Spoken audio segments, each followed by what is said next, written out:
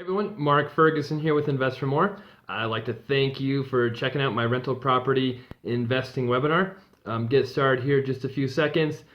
Probably take about an hour to get through all the material I have. Quite a bit I want to go through. I have some great information to go through, pretty in-depth PowerPoint slides, some great things to give away at the end as well. So I'll try and have some questions at the end too. Please stay tuned and we'll get going here right now. Okay, here we go, getting started with the webinar. Yep, learn to invest in rental properties the right way. I'm Mark Ferguson with InvestFourMore.com.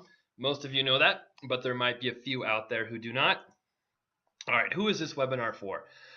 Young professionals who need a better way to invest, anyone who wants to retire early, those who got a late start in retirement and are trying to catch up, anyone with little money to invest but see the benefits of rentals and want to get involved, investors who already own properties but want to buy more, people who've been burned by rental properties before because they didn't invest the right way but still want to take advantage of the great traits rental properties have. Today we're going to learn how to build cash flow and equity without taking a ton of risks, how to conduct business the right way so that your business will flourish and grow over time, and how to retire early with rental properties, the steady income without having to guess how much you have to save and when you're going to die, all of that fun stuff.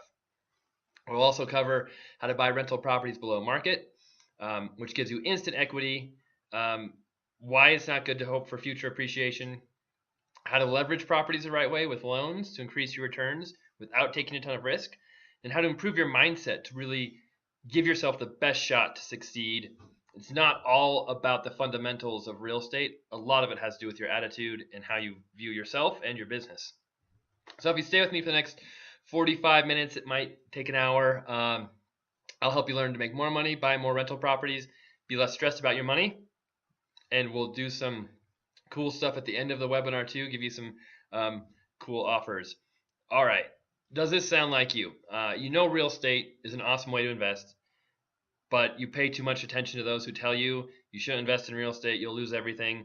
And usually those people don't know what they're talking about, but we'll get into that later. Do you want to retire early, but know the stock market is never going to get you there fast enough, even if you take huge risks? And do you want more than life out of the status quo, out of what society tells us we should be happy doing? Do you want to make the most out of your life you possibly can? I know I do. Do you make decent money, but the money you save and invest just does not add up as fast as you think it should? I had that problem earlier in my career. Do you want to work for yourself, make your own decisions, and create your own path, but you don't know how to get there from your current corporate job? Do you want to create enough cash flow to be able to retire and still live the lifestyle you want to live? I don't mean retire early and then have to live off $30,000 a year. I mean retire early and live like you want to live. And do you want to have more free time with your family, friends, and for yourself? And basically, do you feel like you don't have enough to show for your hard work? That's how most people are. They spend so much time working hard, trying to make money. They don't look at the big picture, and they don't invest the right way. They don't plan for their future. So the real problem is you're probably not investing the right way, and you're probably not working the right way either. And you have to change the way you think about things, shift the way you think. Once you change the way you think, once you make those shifts, you won't be stressed about money because you'll have that cash flow coming in, whether you have income or not. It's an amazing feeling to have. You will be able to find deals and buy properties better than other investors, which instantly increases your net worth and cash flow. Many people want to be real estate investors, but most people will not do the work or research it takes to know how to do it the right way, to buy below market with great cash flow. And you'll feel comfortable buying nice things, spending money on things you love, because you know you have that steady income coming in. You know you have that passive income that will always be there. You won't be attached to your day job because you know you can make money on your own. You'll stop worrying so much about what other people think about your investments, work, and do what you love. Don't let other people tell you what you should do. And you'll be able to retire early without having to live frugally or guess when you're going to die like so many retirement calculators tell you. One thing you need to know, there are 6 simple changes you can make to improve how you invest, how you make money, how you live your life. And we're going to go over those. First, who am I? like I said, Mark Ferguson. I own 16 rentals right now. I bought 5 in 2015, so I am currently investing in Colorado, which is one of the hottest markets in the country. I'm still buying below market value, still getting great cash flow. I flipped over 100 houses in my career. I currently have 9 flips going. I run a real estate team of 10, including 6 licensed agents. I created InvestFourMore real estate blog. I have over 400 free articles that are almost all written by me personally, no ghostwriters, no one else. Some of you know I edit a lot of my stuff myself too, so there are some typos in there. And I started that blog in March of 2013. All right, so how did I shift the way I thought? I made $28,000 in 2006. That was not a fun year for me. One of the main reasons I did that is I tried to do all the work on a fix and flip myself. I completely lost focus of my real estate business, my investing. Like, it was just a horrible year. And it really was a good thing though, because it lit a fire underneath me. I knew something had to change. I could not keep going on like I was, just doing the status quo, living like society tells me I should live. I knew I wanted more out of my life, so I completely changed my outlook on everything. I started making goals. I started finding mentors, getting coaching, and I started making more money. I made more money. I blew that year out of the water. I started making 6 figures. I'm like, this is awesome. I'm doing better than most people are. But even making that much money, I wasn't really saving it or investing it that well. And that it made me anxious and gave me anxiety. I'm thinking, like, I'm wasting this money I'm making. Like, what's happening to it? Where is it going? I knew I had to invest it better, not just make more money, but also invest it. And that's when I started to buy rentals.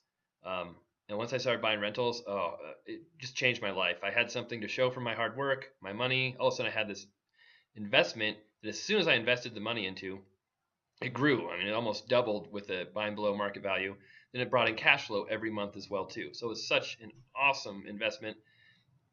In 3 years, I increased my net worth about $600,000 just from rental properties, and that is just from buying below market value, um, increasing the value by making repairs, and then appreciation too that happened.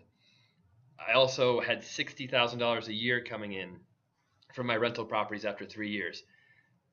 Talk about life-changing events and how much better that makes you feel and reduces your stress when you have that 60,000 coming in. It's more than that now. Now it's about 80,000 a year coming in from my rentals.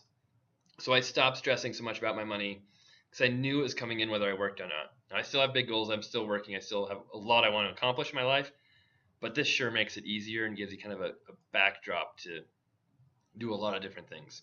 So what did I do to make this shift? Number one shift, always operate with the utmost integrity.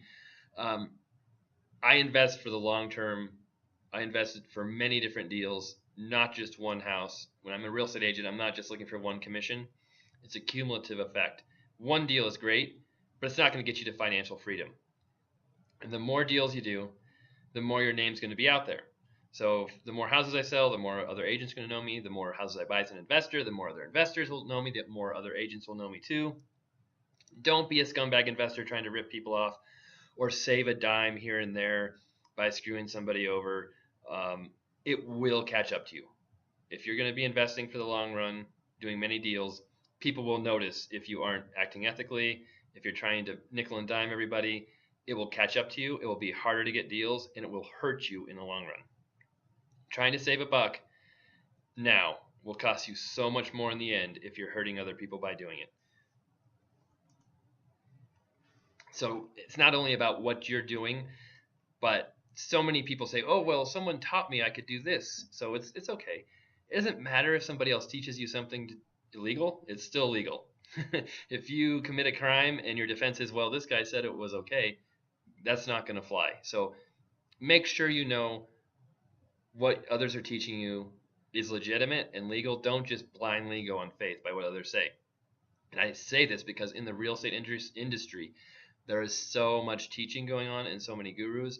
Some are great, some are really good, some are not so great, and some teach really bad things. So really be careful on who you listen to, what advice you take, and use common sense. Some things just don't sound right. Don't do them blindly without checking into them. All right, so some things you might see others teaching: make 100 offers a week on every single property that comes in the market. Eventually, you're going to get an awesome deal. This is just not true. I see agents do this in my area, investors, and every time as an agent I see their name pop up, I'm like, oh great, here comes another 50% of list price offer or less. It's just going to be a giant waste of my time. Every time I see that name, giant waste of time is what pops into my head. And if you do that and you send in offers like that all the time, that's what most agents are going to think of you. And it will not, you might get one deal here and there, but it's not a long-term strategy that will work, because you are going to burn many bridges. You're going to burn out agents you use who are going to get sick and tired of submitting all these offers. You'll get hardly any deals if you get any, and it's going to build a horrible reputation. I do not suggest doing that. Many people say wholesaling is the only way to start investing. They tout it as this awesome get rich quick scheme, no money needed. I'm not saying wholesaling is bad. You can make money wholesaling. I know some awesome wholesalers, but it does take money to get started. It takes a lot of time. It takes a lot of determination. It is not easy by any means. And if you don't do everything right, if you don't follow your state laws, you can be committing crimes by acting as a real estate agent without a license. So be very careful. Adhere to your state laws when trying to do wholesale deals and marketing them. Um, Another thing is, I tend to see about 10 bad wholesalers for every good one. Now, when I say wholesaler, I don't mean someone who's actually doing deals, but someone who calls themselves a wholesaler. Because what you'll find is 9 out of 10 people who say they're a wholesaler have never done a deal. They don't know what they're doing. They're kind of just took a real quick course on how to wholesale, and then they go out there trying to make something happen, which is great, but they have no clue what they're doing. So do your research. Make sure you know what you're doing. You can hurt a lot of people by wholesaling if you don't know what you're doing. Hurt the seller, hurt agents, hurt buyers, and it gives other good wholesalers a very bad name. Something else you might hear is investing with as little money possible is always the best way to invest. And while there are some ways to invest with little money, we'll talk about that later. In my experience, if you use none of your own money, it's going to cost you much more in interest, in points. It's going to be much harder to get a really good deal, and you're going to make less money in the long run. Now, I'm not saying you can't use financing. I think financing is great, but you should not just be focused on using as little money as possible if it hurts your returns in the end. I like to look at the returns. What's my cash on cash I'm making on my money invested? That's what's important to me. If you have 10 houses you spent none of your own money on, but all those houses are losing money every month, that's not a good investment. Make sure if you're investing with less money, you're actually doing a positive thing. It's bringing in new money. The houses are good houses, not just houses you could buy for nothing. All right. What does operating with integrity do? So it's not just that you feel good morally, which of course I think is important. I've learned that from my father, to always do things the right way, but it will help your business as well. So here's some things that I got a text message a couple months ago. This listing is in somewhat rough shape, siding issues, needs new windows, drywall repair, and flooring. Thought that you might be a potential buyer for it. Let me know what you think. Feel free to give me a call. Seller is willing to come down from list price with cash, currently at $139,900.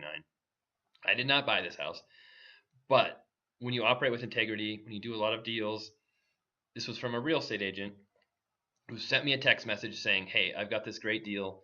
Take a look at it. I know you can buy it." So this is just one example of how operating with integrity can get you more deals. Here's another one. We would like to work with you guys as your offer was written very well, clean. You guys were the first to submit. That's what she said in an email.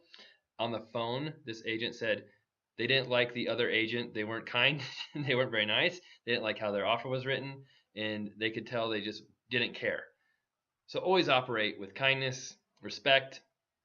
Karma will come back to you, and if you operate that way, it will help you get deals. All right, number 2, buying real estate is not scary. So many people are scared. I ask people what their number one fear is sometimes, and they say of losing all my investment if I buy a rental property, or the tenants will leave and not pay me, and I'll lose the house to foreclosure.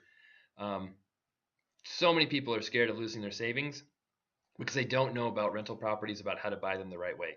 If you know how to buy them below market value with plenty of cash flow, and you know the fundamentals about, holding reserves, how much money to have, it is not scary. It is a ton of fun. Um, Really, if you're scared of losing your money, you're probably going to lose it one way or another. I forget the statistic, but something like 75% of people who win the lottery lose almost their entire amount of money they won within a few years because they're scared of that money. They don't know how to handle it. They don't know how to handle money. They're just constantly worried that they're going to lose this money, and they do. They tell themselves they're going to lose it, and they end up losing it. So if you think you're going to lose money in something, if you have a savings built up and you're just constantly worried about losing that money, you're probably going to figure out a way to lose it because you're just telling your mind over and over again, I don't want this money. So think about it. Is it better to let your money sit in an account where you're tempted to spend it on cars, on furniture, on stupid things? Or is it better to invest it in a real asset like real estate where it will actually make you more money and you can't go spend it on something? So um, think about it. Another thing is when you hear horror stories, um, what really happened with rental properties? Like I said, so many people have these stories about, oh, my cousin's uncle bought a rental property and they lost everything because the tenants trashed the house. So think about these keys when you hear those stories. One, usually the storyteller does not know firsthand what happened. Like I said, it's a cousin's uncle's brother, and they get the story wrong. That's the first thing. Usually the story is nothing close to what really happened. Number two, if it is someone who had firsthand knowledge, the horrible experience is probably because they made mistakes. Let's face it, we all make mistakes. We all do things that aren't the smartest in the world, but you learn from them. You go on. It's not the end of the world, but you can avoid these big mistakes if you work with the right people, if you learn and educate yourself. So here are some of the mistakes people make. Bought with no cash flow. That happens all the time. Thinking, oh, house prices will keep going up, or house prices have to increase. I don't need cash flow. And yeah, that there's no guarantee house prices will go up. And with no cash flow, it just eats away your investment. It's almost never a good situation. People who turn a primary residence into a rental property hoping prices will go up. This happens all the time, and they don't have any cash flow. The house was never intended to be a rental property. They don't know how to manage the house, and it turns out to be a bad experience because they aren't prepared. They have no clue what they're doing, and the house wasn't meant to be a rental. So please don't listen to these situations that don't apply to you. Not only they forget to visit the property or talk to their tenants for years. This is probably the number one reason how most houses get trashed. Like, oh, well, I haven't been to the house in 5 years, but the tenants always pay rent. I'm sure it's fine. Yeah, you can't just ignore your house for 5 years and hope everything will be fine. You have to have systems in place that check on the house, check the tenants, make sure things are okay. Another one had no money, no reserves, tried to get rich quick. So a lot of the investors who lost money in the housing crisis, they were able to get no money down loans, which you could do as an investor prior to the housing crisis. You can't anymore. They had no money in reserves, had no cash flow. They just hoped prices would go up. And then when prices stopped going up, they lost everything. So they weren't really investing for fundamentals. They're speculating. They're hoping prices would go up. All right, when you invest the right way, it is not scary. If you buy the right houses, it will greatly increase the money you worked to save. Feels so good when you can do that. A $25,000 investment can give you huge returns. So, example, when you buy below market value, you can buy $20,000 less than a home is worth. It's not rocket science. It's not easy, but you can definitely do it. Good cash flow, give you $5,000 a year. Tax benefits will save you $1,000 a year. Rental properties have awesome tax benefits. So you can take that $25,000 and in the first year, basically, more than double it with a rental property if you know the fundamentals, how to buy below market value and get great cash flow. I do this with all my properties. That's how my net worth increased by so much.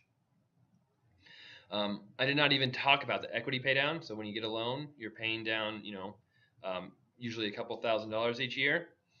Possible appreciation. I don't count on appreciation, but it does happen, and that's another way to return. And yeah, like I said, that's how my net worth went up so much. Once you have the right education and experience, real estate is fun. A lot of fun. It's really exciting. It is not scary. So how to buy below market? There's a lot of ways to buy below market value, but when you buy below market value, it's an instant hedge against market downturns. So if you buy 20,000 below market, and the market might go down 20,000, hey, you're not in that bad of shape. And when you have rental properties and great cash flow, you don't have to sell when the market goes down. You can hold that property, keep making money with your cash flow, and just ride out the market. There's no reason to sell. So some ways to buy below market: REOs and short sales. I have a short sale under contract now. I bought an REO last year, a couple short sales as well. Even in Colorado with a crazy market, there are still REOs and short sales. For those of you in other states, there may be even more REOs and short sales, which can be great, great deals. Traditional sales can be great deals. Estate sales can be great deals. Many people just want to sell their house fast. They want to get out. Maybe it needs repairs. They want to sell quickly. They're motivated. And these are the deals you can hop on if you know how to act fast, know how to use MLS, have a great real estate agent. There are many ways to get properties below market.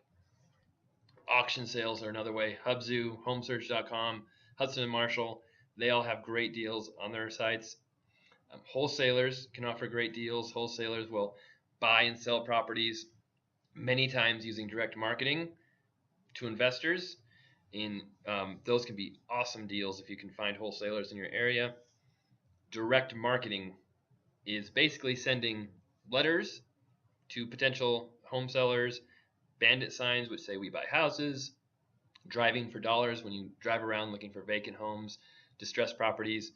Those are all ways to try and find homes that aren't yet listed for sale, but the sellers may be motivated to sell. And that's a great way to find really good deals. All right, I have a network of wholesalers, REO agents, lenders across the country that I have for some of my coaching students. So I've been slowly putting that together. Really valuable resource for people looking to get great deals.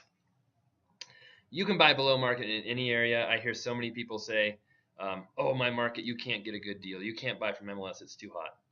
Colorado has had the highest appreciating market in the last 13 months in the country, according to Zillow.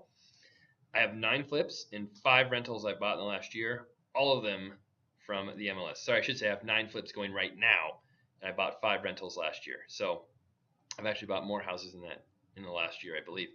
All from MLS. So there are definite ways to get a deal no matter how hot your market is. It's also important to remember anyone can buy a house from the MLS. That's not a great investment. You don't just go on MLS and find 10 houses that will make an awesome rental property in one day. You have to work, you have to be patient, and know how to use the system. So don't think just because you go on MLS one day or you go on Zillow one day and you can't find a good investment that nothing exists in your market. It's not that easy. All right, number 3 shift.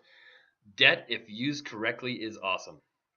I'm a huge believer in using debt to increase the amount of money I make, the deals I can do, and my returns. Same time, you have to be careful not to over leverage yourself, and be careful how much you pay for your debt. So debt used to make money will make you even more money if used correctly. Cash is not always the best way to buy. Cash will not always make you more money. The more flexible debt you have, the safer you are. So I think some people think they invest with all cash. It's the safest way.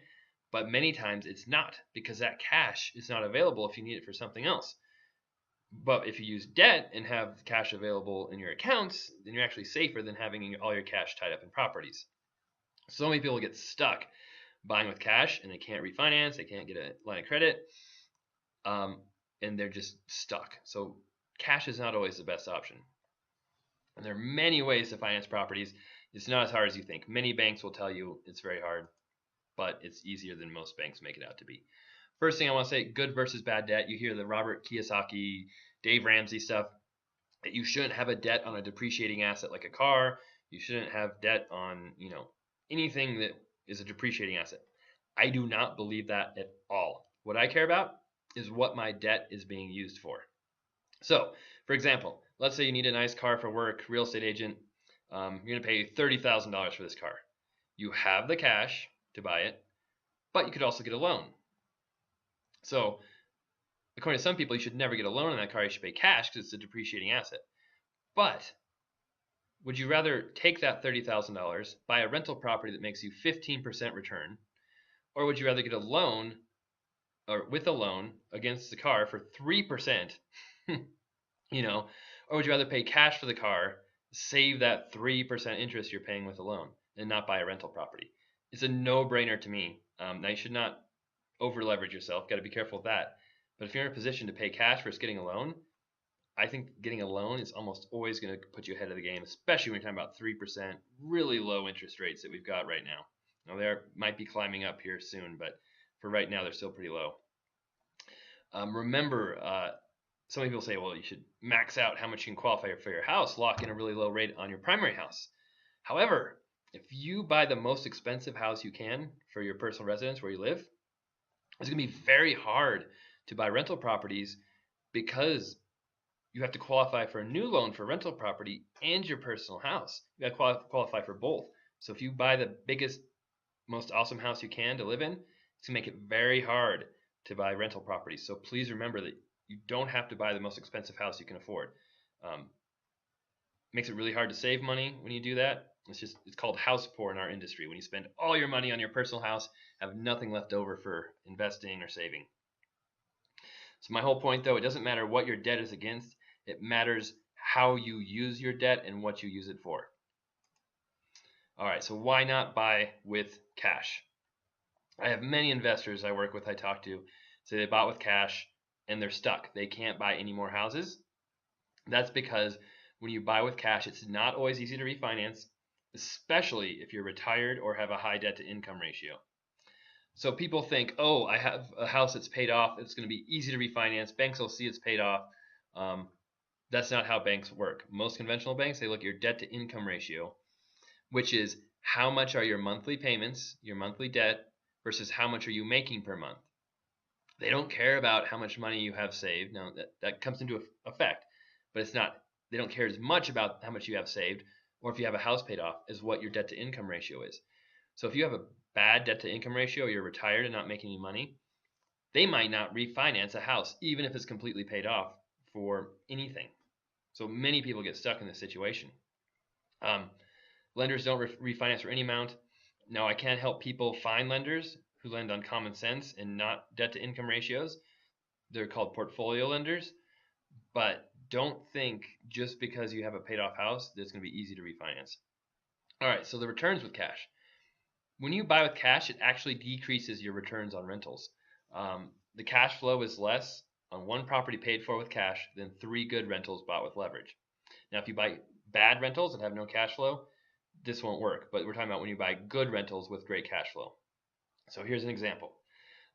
Let's say you buy below market value. Each house you buy, you can buy $20,000 less than it's worth. So if you buy one house with cash, you'd make $20,000 on that deal. If you bought 3 houses with financing, you'd be $60,000 up with 3 different houses being bought for $20,000 below market. Your cash flow, on one house bought with cash, let's say it's $800, which is good. You'll have more cash flow on that house than if you have a loan against another house. But you could buy 3 houses with $400 cash flow with that same amount of money, so you'd actually have more total cash flow using leverage. Equity pay down. With cash flow, you'll have no loan. You won't be paying down any equity, but you'd probably be paying about $3,000 down each year on those loans. So that's more money you'd be making. Tax savings. You have one house with cash, maybe you save $1,000 a year in taxes from depreciation versus $3,000 a year because you've got 3 houses, 3 different depreciation schedules. Appreciation, 3 properties versus 1. If prices go up, which they do given enough time, you're ahead of the game there too. Look at how much more money you make using leverage versus cash. I mean, we're talking about not just a couple $1,000 here, $40,000, $400 a month. That's another $5,000, $3,000, $2,000. Over $50,000 without considering appreciation. You're ahead of the game by buying with leverage. Risk of using leverage. So many people think it's just so risky to use loans and they want to get out of debt. Debt is the most horrible thing in the world. When you get great deals with cash flow, it's almost less risky than cash when you use leverage. No liability issues from tenants looking to sue. Sometimes some people will look, they're sue happy, they're trying to make money by suing someone, falling, whatever. They look for houses that are paid off because they know that landlords have cash, and if they sue them, they'll get paid off. Even when the market goes down, you can lose less money when you pay with a loan than if you bought all cash. That doesn't make sense to everybody, but I'll show you how that works here soon. And more properties equals more diversification and less risk. So one property going vacant isn't going to destroy all your cash flow if you have multiple houses. One property needing work won't kill all your cash flow if you have multiple houses. Different neighborhoods appreciate or depreciate at different rates. So having more properties is going to be less risky than having just one. All right, how to finance. Conventional, great in the beginning. Fixed loan, 30 years. Great way to get started when you're buying your first 4 properties. Awesome way is conventional if you can do it. 20% down. Local portfolio lenders, once you get to 4 properties, it gets tougher to finance them. Local portfolio lenders are an awesome route, awesome for buying many houses, flexible terms, much easier to get a loan with usually than conventional. Conventional can make you jump through some hoops. And some portfolio lenders offer fix and flip financing as well, which is a great option. National lenders, so there's hard money lenders. They're great for fix and flips. Also for some rental property situations, which I'll talk about. And long-term rental property lenders. So there's some lenders now who are offering 30-year fixed loans for rental property owners. Doesn't matter how many properties you have. Doesn't matter your debt-to-income ratio. They're looking at the properties and they're doing 30-year fixed loans. This has not been available until recently. Really cool option. Then private money, basically money from your friends, family, coworkers. Awesome for building up quickly, getting great deals. If you can use that money to buy in cash right away, then refinance later on. All right, helping people find lenders. I do this a lot in my coaching programs. It's not hard to find local lenders. They're out there. I ended up looking for a new lender earlier this month because I was teaching other people to do it. I'm like, hey, maybe I should actually use these principles for my own business. And I found 4 different lenders who had fix and flip programs and 3 different lenders who had good rental property programs. Now, they weren't quite good enough to make me switch from my current lender, but their options are out there. So if people say I can't find a portfolio lender, you're probably not looking in the right places or looking hard enough. All right, so financing more than 4 properties is definitely possible, even though some banks say you can't do it. Financing more than 10 properties is definitely possible. And you can still get low rates, flexible terms, even when you're financing many, many properties. All right, buying with little money down. So I said I don't like to buy with little money down, but some people don't have the option. They don't have a lot of money, but they still want to get started investing. Make sure your fundamentals are right. You're buying the right properties, but there's a few ways to do it. The easiest way is buy as an owner-occupant, live in the home for 1 year, then rent the home out after you move out. You can do that with a single family. Some people do it with multifamily, where they live in one unit of a property, rent out the other units, then move out after a year, keep repeating the process. You can do this with as little as 3% down on conventional FHAs, 3.5%. If you happen to be able to qualify for a veterans loan with VA, you can do 0% down, no mortgage insurance, great loan option. Another way to buy with less money down, hard money loan to conventional refinance. This is a more involved strategy. Basically what you do, you buy a house with hard money. Hard money is kind of expensive, 12% interest, maybe 3 to 4 points you're paying. But hard money lenders will finance the purchase price, sometimes the repairs you do on a house as well. So the basic concept is you get a hard money loan for the full purchase price, plus some of the repairs you have to do. You complete the repairs, then once the repairs are done, you get a conventional refinance. And on a conventional loan, there's no seasoning period to refinance a house. So that means you can refinance it as soon as you want, as long as you don't take cash out. And since you have a hard money loan against a house for say $120,000, you can refinance that full $120,000 right away into a long-term 30-year loan. Many people use this strategy to buy a house with less money down, even finance some of the repairs. But it can be risky. You have to make sure you get an awesome deal, because this conventional refinance, you can only do 75% of the value of the home. So you have to make sure you get a really awesome deal when you first buy it. Of course, private money, borrowing from friends, family, coworkers, awesome way to get down payments, repairs. Fannie Mae home style mortgage is a loan You're putting 20, sometimes 25% down, but they will finance part of the repairs. So another way to get started without spending as much money as you may think. All right, number 4, cash flow is king. So investing for appreciation is no better than the stock market. It's speculation. You hoping prices will go up, but there's no guarantee they'll go up. And I don't care who you are. I don't think anybody can accurately predict appreciation. And when you invest for appreciation, it means usually breaking even on your rent, or at least you say you're breaking even. But even when you think you're breaking even, you're probably losing money because you probably aren't calculating the cash flow correctly, and we'll get into that. But so let's say everything goes perfectly. You broke even on rent for 2 years. Your house went up in value. Now you want to sell it. You still have to pay agents, selling costs, taxes when you sell if the house goes up in value. So are you really making that much money, and is the risk worth it when you're only taking away a small portion of what the value increase was? And what's for the plan for the money after you sell? Now you've got this chunk of money. You need to reinvest it in another house. You're going to do it the same thing and hope for more appreciation. With a rental property, if it cash flows, you can leave your money in the house. It will keep making you money month after month after month after month, basically forever. Another thing to consider is if you have negative or no cash flow, it will hurt your debt to income ratio and your ability to qualify. So it'll make it harder to buy more properties. One note here, some other lenders, they underwrite the property. So some of those national lenders, portfolio lenders, if a property doesn't cash flow, they might not loan on it. They might say, nope, no deal. This property is not a good investment. We're not going to loan on it. So why is cash flow so awesome? Cash flow is passive income, which is what we all should strive for. As little work as possible for the money that comes in every month. Money keeps coming in forever, or as long as we own the properties. With the right properties, you can build up enough income to retire much earlier than the stock market, which I will tell you exactly why. Why is cash flow from real estate better than the stock market? The stock market retirement calculators don't even have an option for retiring before 50. Okay, now I finally found one, but it took me like 5 tries to find an online retirement calculator that would let you choose an age below 50 because they think it's so ridiculous that someone would even try to retire that early. Both rental properties, you can actually do it, and it's not that difficult. You would have to save millions and millions and millions of dollars to retire early with the market because you have to save up so much, and you eat away that money at the end of your life.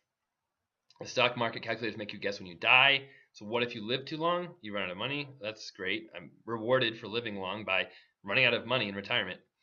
And then the returns on the stock market aren't always as high as they advertise. There's expenses for mutual funds, 401ks. If the market goes down, there's no guarantee it will go up forever. Cash flow from rentals lasts as long as you own them, and you never eat into the principal investment. That's the huge point right there. And that's why you can retire from a much smaller amount invested.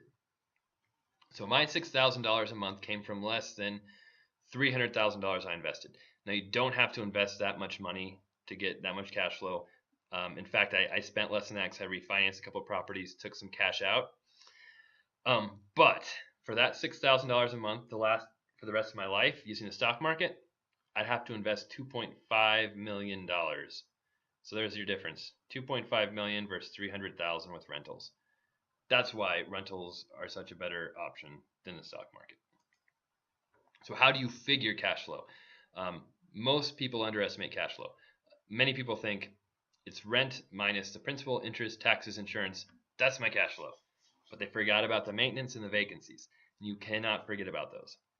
No matter how awesome your tenants are, no matter how awesome your houses are, they will need work. You will have vacancies.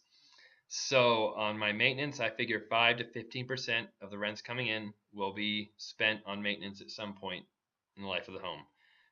I can go 2 years without having to do anything, but then I have to put on a roof, do something else. It can take away all that savings I had for 2 years. I figure 5 to 15% for vacancies as well, depending on the type of house. Usually single-family homes have less vacancies than multifamily. Depending on what area of the country you're in, you might have less vacancies, easier to rent, but you have to figure those costs. I have a great cash flow calculator on InvestFourMore.com. You go to the site, there's a menu up here on the top right, and it says calculators. The cash flow calculator is right under there, helps you figure this stuff. So it's not easy to find awesome cash flowing rentals. If it were easy, we'd all do it. and obviously not very many people invest in rental properties. So why does cash flow actually help you get more rentals too? Well, the more cash flow you have, the more money you're making, so obviously you can save more of it, and it helps you buy more, save up for down payments. Great cash flowing rental properties allow you to have a lower debt to income ratio, making it easier to get a loan because many banks will count that rental income as income. Portfolio lenders, national rental property lenders, they'll base their lending off cash flow, not possible appreciation, cash flow. They want to make sure they're good investments. Can you predict appreciation? So I hear this all the time. My town is awesome. People are moving in, high economic growth rate, great schools. Prices have to keep going up. And maybe they will, but there's no guarantee. How do you know prices aren't already at their peak? How do you know all the people moving in, all the great incentives in your town haven't already pushed prices up to where most people can't afford them? That's something you have to consider. How do you know the economy won't tank in the US, which brings down your local economy? That could happen. How do you know the big investors have not already factored in all of these indicators? So many areas of the country that see huge appreciation have big hedge funds, institutional investors buying in those areas. They have billions of dollars. They spend so much money determining where to buy, how much to buy. Even they can't predict exactly what will happen in markets, but they've probably pushed prices up to a point where they feel comfortable in many markets and have pulled out. So are you smarter than those billion-dollar hedge funds who stopped buying? Think about that when you're buying for appreciation. All right, number 5, your attitude will determine your success more than you think. The way you think about yourself and success will determine how successful you are. If you don't think you'll be successful, you won't be successful. It's that simple. If you don't set goals, if you don't know what you want out of life, you'll never get it. You have to know what you want if you want to get it. If you don't remind yourself of goals all the time, you won't achieve them. So you can't just do the 2-week New Year's resolution thing and forget about your goals the rest of the year. So how did an attitude shift change my life? When I was a kid, I loved cars. I always wanted a Lamborghini. Even through high school, college. When I got older, I got out of college, I wasn't making as much money as I thought I should. And I really let society tell me what I should or shouldn't like. So much of society says you shouldn't like expensive things. You shouldn't want fancy cars. It's not right. And I let that get to me. After a while, I started making a little better money. And I thought, why am I letting society tell me what I really like or don't like? Deep down inside, I knew what I really wanted. I was hiding it. And I decided to change things. I'd make big goals. I stopped limiting myself. I let my true self really come through. My true wants, my true desires, and I was so much happier. I made a goal to buy a Lamborghini in 2014 at the beginning of 2013. I bought that car in May of 2014, earlier than I ever thought. If you would have asked me 2 years before that if I'd have a Lamborghini, I would have said maybe it was like 60. I mean, it was crazy how much changing my attitude, not limiting my own beliefs, increased how successful I was by like tenfold. It was just amazing. So why was setting goals so important? Goals told me what I needed to do and what I wanted out of life. If you have no goals, if you're just floating through life, you're not going to get what you want because you don't know what you want. I mean, it's just common sense. If you don't know what you want, you're not going to get it. So when I set those big goals, I could work backwards from the goal to figure out the steps I had to take to reach my goal. Was every year, every month, every week. Big scary goals motivated me like crazy. I mean, I imagined myself in a Lamborghini every day, and that helped me achieve so much more than if I was too scared to have a big goal.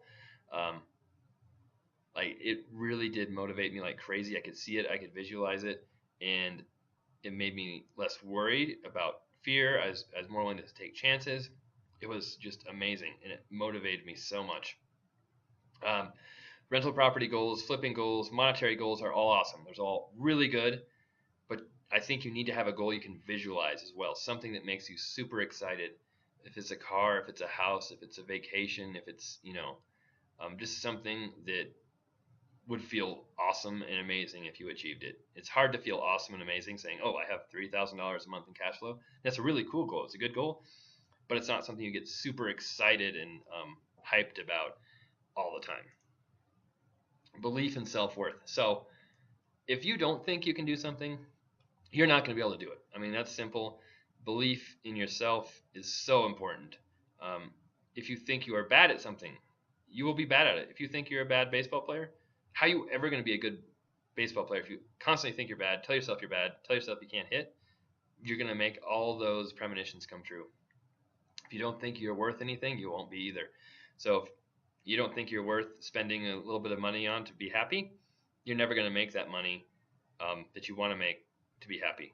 You have to be willing to have self-worth, realize you're worth so much more than you think you are, and once you change your attitude and see that, your whole life will change. If you're a jealous person and have bad thoughts about those with money, you're sabotaging yourself. Some people, oh, it must be nice to have a Rolls Royce. I've heard, I did a podcast episode with the host had a Rolls Royce, and he's talking about this. It's like, it is nice. That's what he says. Like, it's awesome. I love it. But the person thinking it must be nice is in their head thinking, oh, he must have cheated someone or inherited that money, or he just got lucky to get that car. What you're saying is he got that car through something that was lucky or happened to him by chance and he didn't earn it. So what you're saying is you don't want it because you have to get lucky to have something nice like that. If you told yourself, oh, that's awesome he has that car. I wonder how hard he worked. I wonder what awesome idea he came up with to get that car. Then you're telling yourself, hey, if I come up with an awesome idea, if I work hard, I can get that car too. Be positive and happy about people that have money and learn from them. And don't be afraid to spend money on things that make you more money. I invest in my business all the time. I invest in myself all the time. And if I do the right programs, it makes me so much more money than the money I spend. Number 6, don't be afraid to get help. I learned this the hard way too. When I start out, I tried to do everything on my own and it didn't work. Too many other people try to do things on their own. You think to yourself, I'm smart enough, I don't need help, or I have to prove to the world I can do it on my own. You hear that all the time. But why? It's your ego driving you to do things on your own without help, which will mean you'll do it slower, you won't do it as well, and you won't be as successful in the long run. What are you proving by not being as successful as you could be by getting help? You're proving nothing. You're proving that you're too stubborn to see that success is the ultimate goal, not your ego and proving how good you are at something by yourself. Too many people are afraid to spend money on education or betterment. This comes up too all the time. Everything I need to know is available for free online. Yes, there's a ton of information for free online. It's a great place to start, a great place to start learning things. But if you want to get really, really good at something, you want to become an expert at something, the best way to do it is find someone else who's an expert, who has succeeded awesomely at what you want to do, and either hire them. Most of the times you can't because they're so successful, they don't need it. Get some kind of coaching from them, or find somebody who's super successful in what you want to do, learn from them, buy a book, buy a program, whatever it is, and learn from the best. It will shorten your learning curve, it'll make you more successful, and it will be well worth the money. I also hear, I'm not going to pay some scam artist to teach me stuff I already know. Well, if you already know it, why aren't you successful at it right now? Simple answer is you probably don't know it, you need help. But yeah, there are scam artists. There are some bad people out there selling junk. Just make sure you're learning from someone doing it who's successful now and who's, ethical if you can. All right, so what's your time worth? This is something I learned from Jack Canfield Coaching. Free is great. Everybody loves a free lunch. But if you spend 40 hours to learn something for free, was it really worth it? How much is your time worth? Is it worth $20, $40, $60, $100 an hour? If it takes you 40 hours to learn something and your time is worth $20 an hour, it wasn't free. You just used up $800. You could have used that to spend time with your family or, educate yourself, work on your business. So I hired out so many things that I was doing before: my lawn, shoveling snow, fixing my sprinklers, all things I could do. I know how to do them, but my time is worth so much more than what I can hire that stuff out for. And I'm so much happier not doing that stuff. I can spend more time with my family, spend more time on my business, relaxing. I'd rather spend my time focusing on big money activities than doing busy, saving 10, 20 bucks here and there. So don't be afraid to spend more money to get more time, because our time is our most valuable asset. So, like I said, I started doing everything on my own. I didn't listen to those who already succeeded. I worked with my dad, who's a great agent. I didn't listen to him very much. I didn't listen to anybody. I thought I could do it my own way. I was smarter than everybody, and I didn't need help. I didn't set goals. I didn't plan my future. I thought I would just be able to do it, just kind of, halfway going through things, just because I was smart. Um, I love the quote: "The world is full of educated derelicts." Basically saying you can be smart, you can be educated, but if you don't do things, you don't plan, you don't do things the right way, you still aren't going to be successful. Um, I try to get all my information for free too. I'd spend 6 hours researching flights to save $50, and I'd choose flights that were $50 less for a 3-hour layover than when it was nonstop.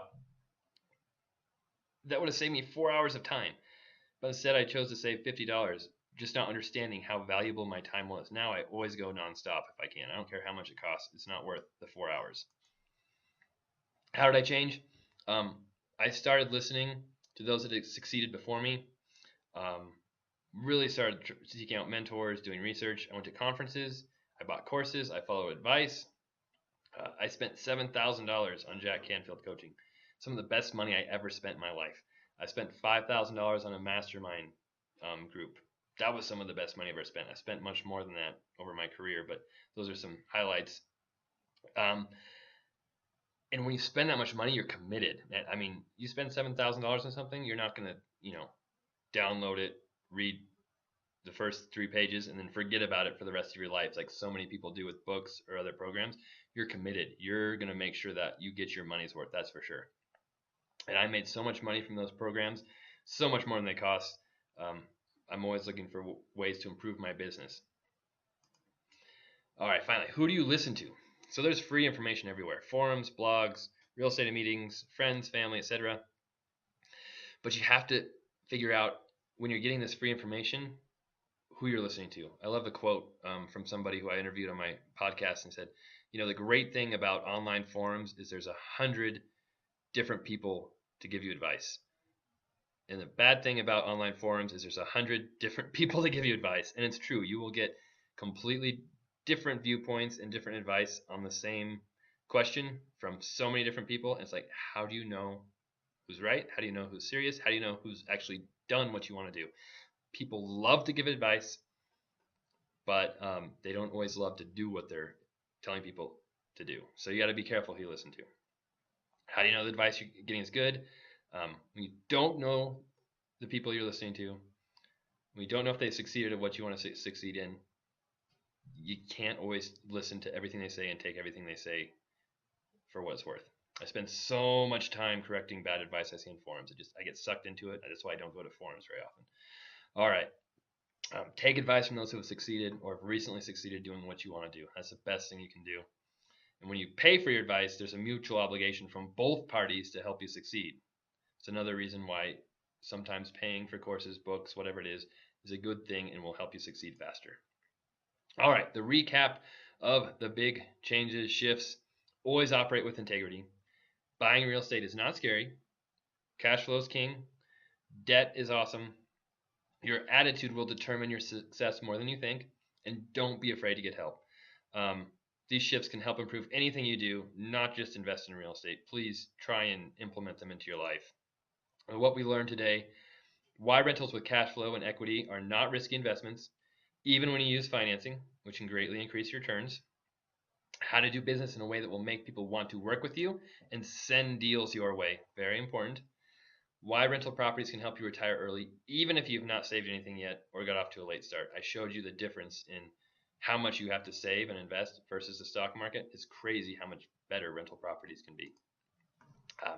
Why rental properties are a better investment than the stock market, even in the housing market drops again. Like I said, you don't have to sell your properties in a down market. If you have cash flow coming in, you're still making money. How to buy properties below market value, even in a hot market. Why you should never limit yourself in what you want from life, even if others tell you otherwise. People love to tell you what you can't do, what you're not good at, because they don't want to see you succeed. If they see you succeed, that means they could succeed if they worked a little harder, tried a little harder.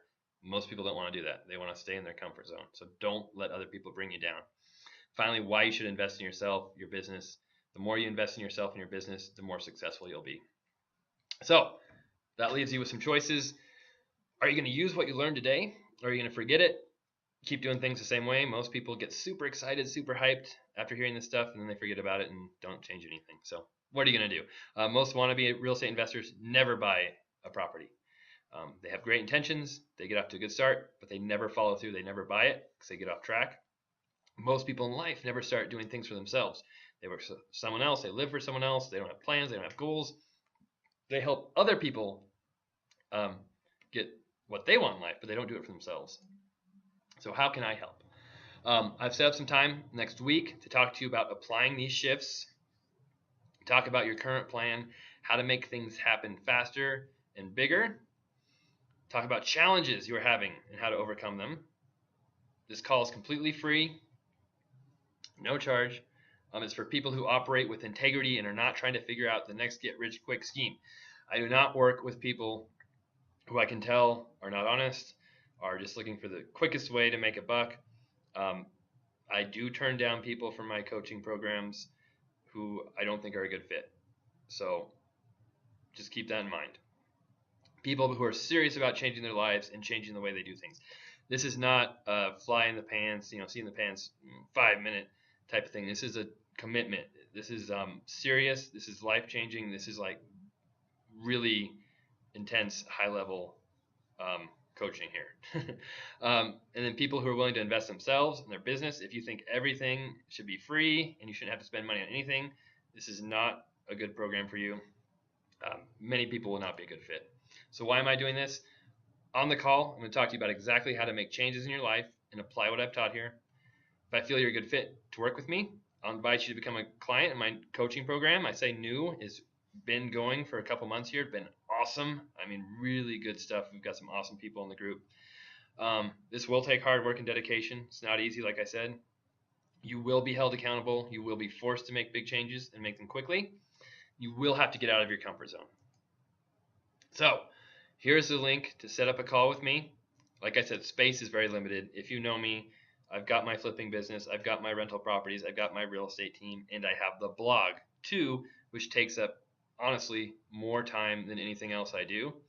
So I do not have time to talk to people all day long about this. I have a few spots open, so sign up as quickly as possible. Please give me as much information as you can when you sign up. If you are too lazy to fill out the form to tell me about what your current situation is, I'm going to cancel the call. You have to take time and help me not waste time. A lot of people will sign up, spend 2 seconds filling out the form, and they won't even show up for the call when I call them. So that's very frustrating for me. Please take the time to fill out the form and take the time to answer the call and talk to me. I don't like wasting time. It's one of my biggest pet peeves. All right, so I'm going to leave this up for a little longer. Please write that down. And finally, if you don't think you're ready for an intense coaching program, many people are just getting started, just learning the business, I have something else for you. The complete blueprint for successful real estate investing. This is a coaching program I've had together for over a year now, a year and a half. Great for people just getting started. Teach you exactly how to take action, how to start investing, how to buy properties, how to buy for less money down, how to finance them. It goes through so much information. We do 2 conference calls a month with this, email coaching with me directly, audio CDs get shipped to you, much, much more. And I'm running a special for this webinar only. Coupon code is webinar35. That gives you 35% off. All right. Okay, so you can use the coupon code webinar35 that expires tomorrow. If you want to find the blueprint, here is the link to it right here. If you can't click on it from your screen, which is entirely possible, it's very easy to find. You can go to my resources page on InvestFourMore.com. So if you're anywhere besides the home page, you'll see a top menu that says resources. You can click on that, and the blueprint is one of the first programs that pops up. If you happen to be on my home page and you scroll down long enough, you can also find a link to the blueprint.